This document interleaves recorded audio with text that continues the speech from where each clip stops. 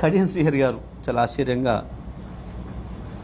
నేను ఏ పార్టీలోనో నాకు తెలియదు, స్పీకర్ గారు చెప్తే తెలుస్తుంది అంటున్నారు. ప్రజలు నవ్వుకోవాలన్నా ఏం చేయాలి? చాలా ఆశ్చర్యంగా ఉన్నది. మనం ఏ పార్టీలో ఉన్నాం, మనం ఏం చేస్తున్నాం అనేది మనం చెప్తాం, కానీ స్పీకర్ గారు చెప్తారట. గొప్ప మేధావిత్వం. ప్రజలు చూస్తారు, ప్రజలు వింటున్నారు. మనం మాట్లాడేది ఇతరులు వినటానికి అన్న సోయి ఉండాలి, జ్ఞానం ఉండాలి. మనం మాట్లాడేది మరీ అసంబద్ధంగా ఉంటే ప్రజలు నవ్వుకుంటారు, ఈసడించుకుంటారన్న జ్ఞానం కూడా ఉండాలి మాట్లాడే వాళ్ళకి. మాట్లాడుతున్నది ఎవరు? శాసనసభ్యులుగా ఎన్నుకోబడ్డ వాళ్ళు ప్రజల చేత. కొంతమంది దాంట్లో మంత్రులుగా చేసిన వాళ్ళు, ఇంకా ఉన్నతమైన పదవులు చేసిన వాళ్ళు. ఎంత నిస్సిగ్గుగా, నిర్లజ్జగా, ఎవరేమనుకుంటే మాకేంది అన్న పద్ధతుల్లో వాళ్ళు మాట్లాడుతున్న తీరు వాళ్ళ నైరాశ్యాన్ని తెలియజేస్తూ ఉంది.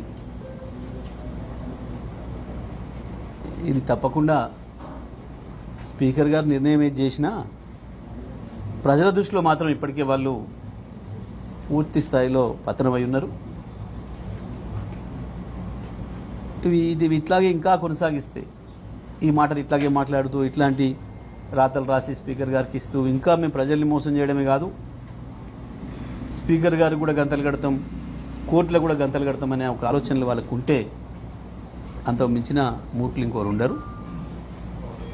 తప్పకుండా వాళ్ళు అనర్హులు కావడం ఖాయం. మళ్ళీ ఎన్నికల్లో ఎవరైనా నిలబడితే కూడా వాళ్ళు మట్టిగా రావడం కూడా ఖాయం. తప్పకుండా చేసిన తప్పుకు సరైన శిక్ష అనుభవించడం కూడా ఖాయం. సార్, గత 10 ఏళ్లలో మీరు చేసిరని కాంగ్రెస్ వాళ్ళు, ఇప్పుడు కాంగ్రెస్ చేసిరని మీరు పొలిటికల్ వెండట కోసం మాట్లాడుతున్నారు, కానీ అసలు ప్రజలకు ఇదంతా అవసరం అవుతుంది? ప్రజలకే ఎక్కువ అవసరం. ఇట్లా తప్పు చేసిన వాళ్ళను శిక్షించాలనే కోరిక ప్రజలకే ఉంటుంది. 10 ఏళ్ళుగా మేము చేసుడు మీరు చేసుడు కాదు. బీఆర్ఎస్ పార్టీ పుట్టకముందే ఈ చట్టం వచ్చింది. బీఆర్ఎస్ పార్టీ పుట్టకముందే ఈ చట్టం వచ్చింది అంటే దాని అర్థమైంది, అంతకంటే ఎప్పటి నుంచో ఉన్నవి ఇటువంటివి అని కదా. మొదలుపెట్టిందే కాంగ్రెస్ పార్టీ. పార్టీ మార్చడాలని జనతా పార్టీని కూలగొట్టి, పార్టీ మార్పిచ్చి జనతా పార్టీని కూలగొట్టి చరణ్ సింగ్ గారిని తీసుకోవడం మొదలుపెట్టిన కానించి ఇప్పటి వరకు భారతదేశ చరిత్రలో అత్యంత ఎక్కువ పార్టీ ఫిరాయింపులను ప్రోత్సహించింది కాంగ్రెస్ పార్టీ. ఆ తర్వాత బీజేపీ వచ్చిన తర్వాత మధ్యలో ఎప్పుడైతే బీజేపీ గవర్నమెంట్ను కూల్చడానికి, నిలబెట్టుకోవడానికి వాజ్పేయి ప్రయత్నం చేసినరో ఆ తర్వాత మళ్ళీ ఈ చట్టాన్ని తీసుకొచ్చింది కూడా కాంగ్రెస్ పార్టీ. ఎక్కడ బీఆర్ఎస్ పాత్ర లేదు దీంట్లో.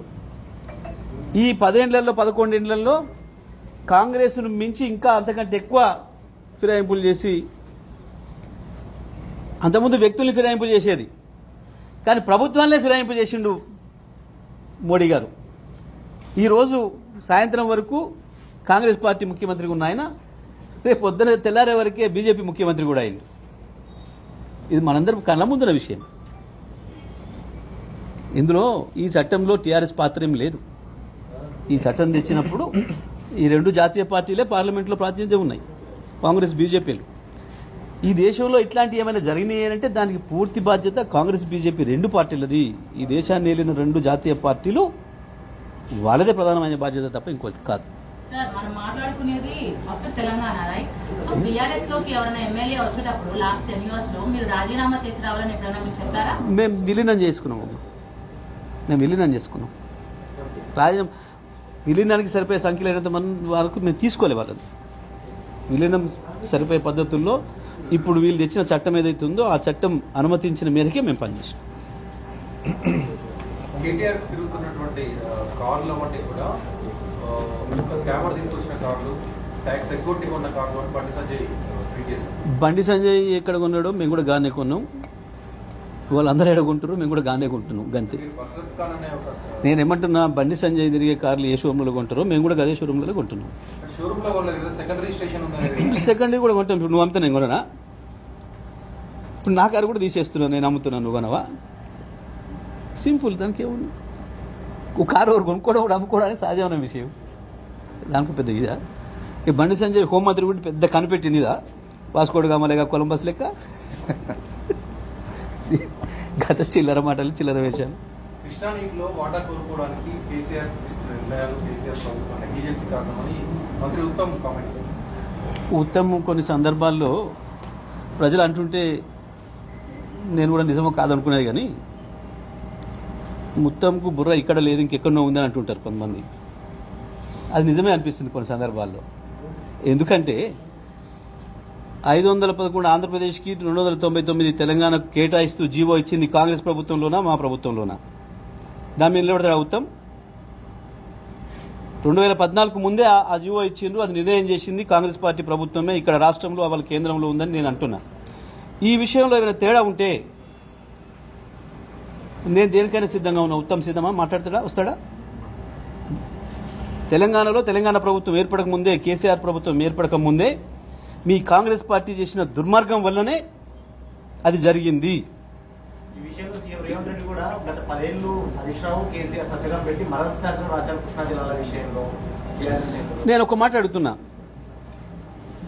డేట్లు తారీఖులు పెట్టుకొని కూర్చుందాం, ప్రజల సమక్షంలో చెప్పు దెబ్బలకు సిద్ధమా అంటున్నా. నువ్వు ఉత్తమ్ కుమార్ రెడ్డి అయినా నీ ముఖ్యమంత్రి రేవంత్ రెడ్డి అయినా మేము సిద్ధంగా ఉన్నాం. చెప్పు దెబ్బలకు సిద్ధంగా ఉన్నాం. మీ సిద్ధమేనా? కాంగ్రెస్ పార్టీ ప్రభుత్వంలోనే ఇది జరిగింది, యూపీఏతోనే ఇది జరిగింది, రీఆర్గనైజేషన్ యాక్ట్ వచ్చినప్పుడే ఇది జరిగింది అని నేను అంటున్నా.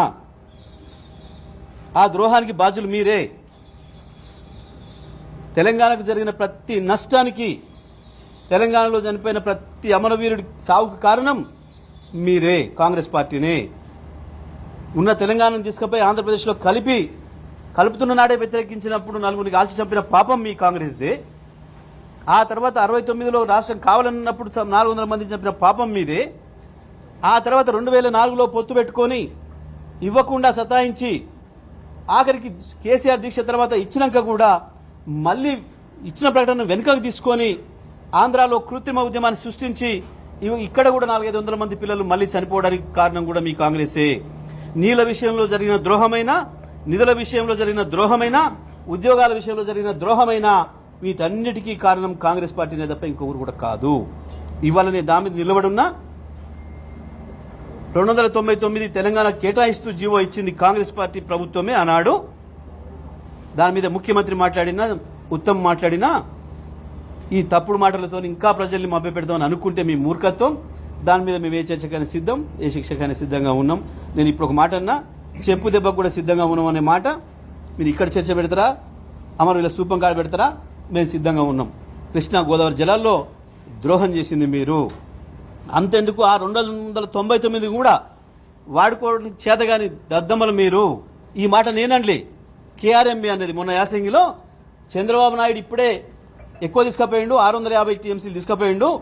వాస్తవానికి మీకు 350 పైన టీఎంసీలు ఉన్నాయి మీ వాటా ఈ సంవత్సరం. మీరు 220 వాడుకున్నారు, మిగతా వాడుకోండి తెలివిలేని సోయలేని సన్నాసులారా అని చెప్పి కేఆర్ఎంబి ఉత్తరం రాసింది. ఇదే ఉత్తమ్ కుమార్కి, ఇదే రేవంత్ రెడ్డికి. అయినా సోయి లేకుండా వండినరు. ఇవాళ ఇప్పుడు కూడా ఒకవైపు అలమట్టి ఎత్తు పెంచాలని వాళ్ళు ప్రయత్నం చేస్తుంటే ఇప్పటివరకు సోయి లేదు. ముందు మేం మాట్లాడిన తర్వాత నిన్న ఉత్తమ్ కుమార్ రెడ్డి పోయి అక్కడెక్కడో ఊర్లో పల్లెటూరులో మాట్లాడొచ్చిండు. మాట్లాడుతూ మళ్ళీ అబద్ధాలు ఉల్లవేస్తున్నాడు. ఇవే తెలివి తక్కువ మాటలు మాట్లాడుతున్నాడు. ఒకవైపు బనకచెర్ల విషయంలో అదే ద్రోహం తెలంగాణకి కాంగ్రెస్ పార్టీతోని, కృష్ణ విషయంలో అదే ద్రోహము.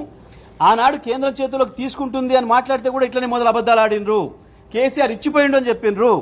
నల్గొండ జిల్లా ప్రజలు చెప్పులతో కొట్టిన తర్వాత 1,00,000 మంది మీటింగ్ పెట్టి అప్పుడు అసెంబ్లీలో తీర్మానం పెట్టినరు, లేదు మేము ఇవ్వము అని.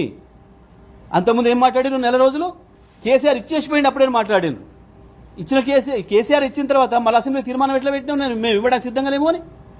ప్రజలు చెప్పు దెబ్బలు కొడితే తప్ప కాంగ్రెస్ పార్టీకి సోయ వస్తలే, ముఖ్యమంత్రికి ఉత్తమ్ కుమార్కి సోయ వస్తలేదు. అందుకే నదుల నీళ్ల విషయంలో తెలంగాణ హక్కుల్ని కాపాడాలంటే కేసీఆర్ బీఆర్ఎస్ పార్టీనే తెలంగాణ ప్రజలే రక్షించుకోవాలి తప్ప ఈ ద్రోహులతో కాదు. Right, thank you.